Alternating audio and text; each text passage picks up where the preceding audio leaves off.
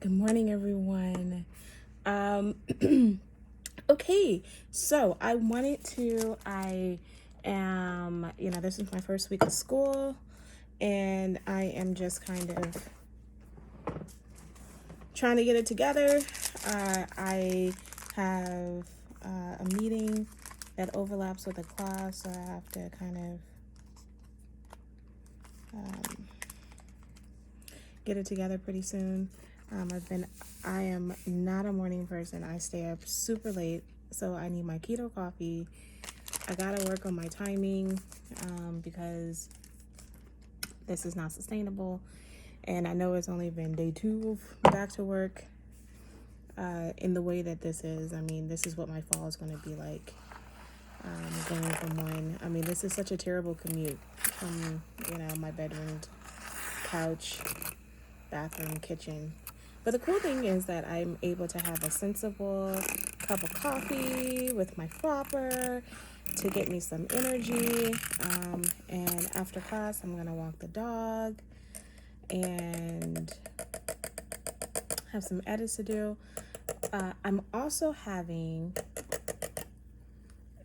some cantaloupe. I love cutting up fruit. When people used to invite me to the cookouts, I always would bring the fruit. So I have a cup of fruit, a bowl of fruit. It's not all for me though. So, and my parfait. So just vanilla yogurt, low-fat vanilla yogurt. I don't have granola. I'm really not a fan of granola that much, so it's okay. So I just have 3 strawberries and a very, very small banana because I actually love the taste of bananas and yogurt. So my coffee is fully fropped for my iced coffee. And it's my greens for today. So, I mean, I'm going to be sitting in this vicinity until, I'm going to go for a little bit of a dog walk at 11:30 and then come back, and I am in class again for another 3 hours. So this is my space from 7:30 to 3. So with a few little breaks. With that being said, let's talk about a couple of things before my meeting starts. Number 1, okay, so last week I told you that Clinique is having this huge sale. And so Clinique Happy has a set with body cream, and it also has another spray which is really colorful. I gave it to my daughter, so she's probably going to use that in like a day because she's so into perfume and stuff. But what I really wanted to show you is that this is the set that I was telling you about, right? So I'm gonna walk you through the set. Now these 2 things, it's insane. So this is the big bottle where it comes with the pump that you put in, and I really absolutely love it. And then they give you this for free, the overnight mask. I have not used it, have no idea what it's like, so I wanted to show you before I used anything. And then they even give you a small version of your clarifying too, so that you can take it on the go, which is great. And I really, really like clarifying. They give you the large, the mild soap, and they give you the travel size all in one package. And they do the same thing for the large moisturizer and the traveling moisturizer. So all of that for the price of just this one by itself. Like, I mean, it's crazy. I was like, I can't believe that you're having this kind of deal on, and it has the cutest little thing there. Plus you get the free mask, and on top of that you get a free watermelon container. Clearly we're in recession. Pause. depression, because you don't get this stuff, all this free stuff with Clinique. You don't get this amount of stuff. And then this is the hydrating gel. This is going to replace your moisturizer. This comes on before you do your moisturizer. And okay, I hate this. It is the daily, it's the takeoff. It is extremely oily. Like, I mean, it is one of the worst makeup takeoffs. So essentially when I get it, I absolutely have no problem giving it away to anybody who likes it. Like, I mean, it is just, I hate it. It is, maybe it's because I don't wear lashes, but it is very, very, it has a weird residue. I hate it. So I won't use it, and I have a ton, or I just give them away if anybody wants it. And then another mild soap. I like their mild soap. It's pretty cool. And then, of course, mascara. They always give mascaras. Another lipstick. I'm not sure if I'll use the lipstick. Maybe. Or the Good Lip Liner. Thinking about Good Lip Liner, they actually give you... this is not a lip liner. Looks like an eyeliner. Yeah. This is the eyeliner. So you need to get your own lip liner for this.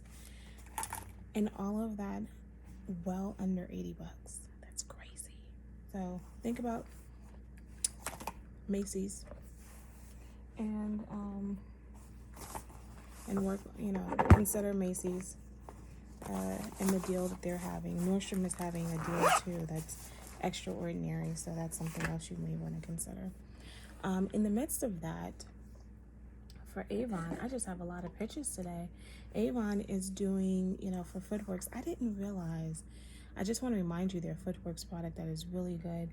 I didn't realize, like, my daughter is now getting into this phase where she has to get into hygiene.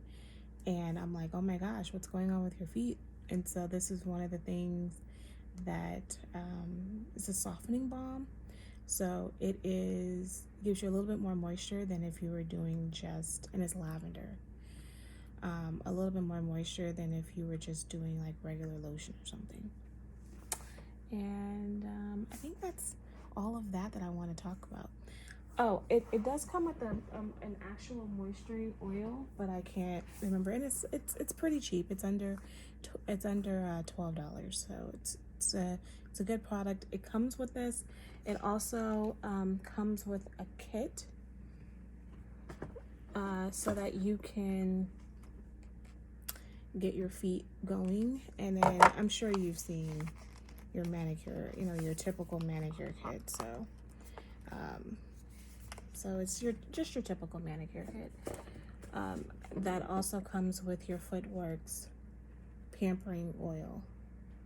So it's your typical thing. So you should be able to get into it and have fun with this. Okay.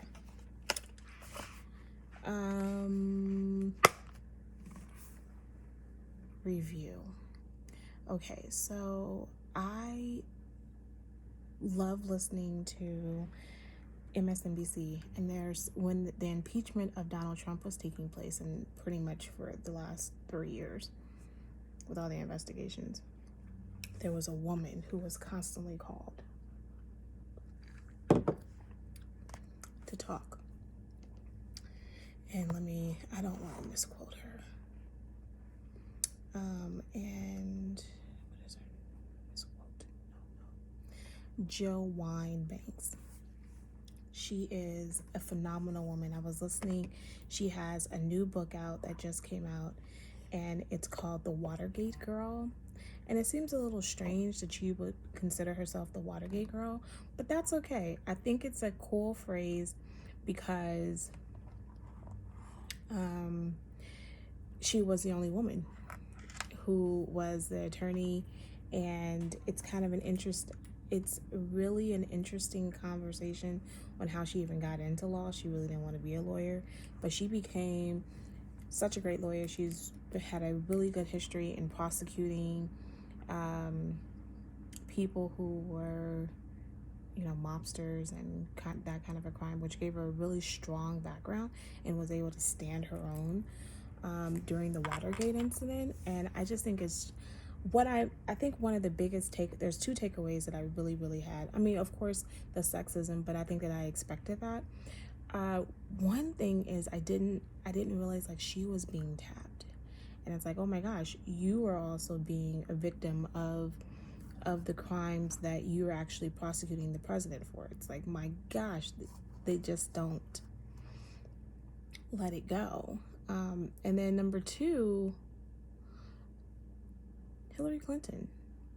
And it's just so strange that she brings up Hillary Clinton, and it's actually really a throwaway. I mean, she doesn't spend a lot of time talking about Hillary Clinton at all, but she does give you a little bit of saying like, hey, like Hillary Clinton I mean, granted, she was a low, very low on the totem pole simply because she just graduated from law school, but she's been in the thick of this for for decades. She's been in the fight, and it's just which reminds me of what people did not realize about the demographic of those who are voting for it. Because if you look more, there's an uptick of Black women who voted for Hillary Clinton than it was during when Obama ran for president. And there's not a lot of conversation that goes because they just look at the Black vote as a whole.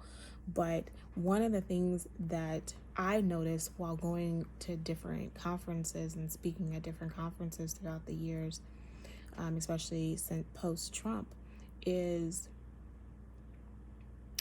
as much as the Black men will openly sometimes dominate the conversation about Donald Trump or the election and maybe some of Hillary Clinton's downfalls, what's so interesting is that amongst Black women on the sides, we're always talking about the positives of Hillary Clinton. Like, she was a change agent for us. She was going to be more of a change agent for us than Barack Obama was. And it's not because, it's not as a disrespect for him, but it was, or even Michelle, like we all love Michelle, like that's not even a conversation piece. But we felt that a lot of our policy interests was being dealt there. And also we felt that a lot of the decision making that was going against Hillary Clinton was completely sexist, and we experienced sexism not just amongst white America, but also amongst our peers. Like, African American men can be very sexist. Now granted, I've had a lot more opportunities in my career with Black men who's taken an interest in me, who's been interested in my career and seeing it advance. And so I can say that I've seen both benefits. But on the other hand, I've seen it more than Black women who's been helping and nurturing with my career. And I think that's kind of a disappointment. But on the other hand, like, we're such cheerleaders of Hillary Clinton, so it's kind of an interesting thing to see that she was around and involved during the Nixon impeachment and the Watergate scandal. So, but that's not the main focus of the book. The main focus of the book is really just seeing how how her as a woman was being treated, and how she had to gently fight for her recognition and for her assertion to be and having to prove herself. And it's just so strange that right now I'm also reading the James Dean book. And so reading James Dean and listening to her interpretation of James Dean is quite an interesting match. So enjoy the book. Go pick up Watergate Girl. It's a great read, or a great audiobook. Have a great afternoon. Bye.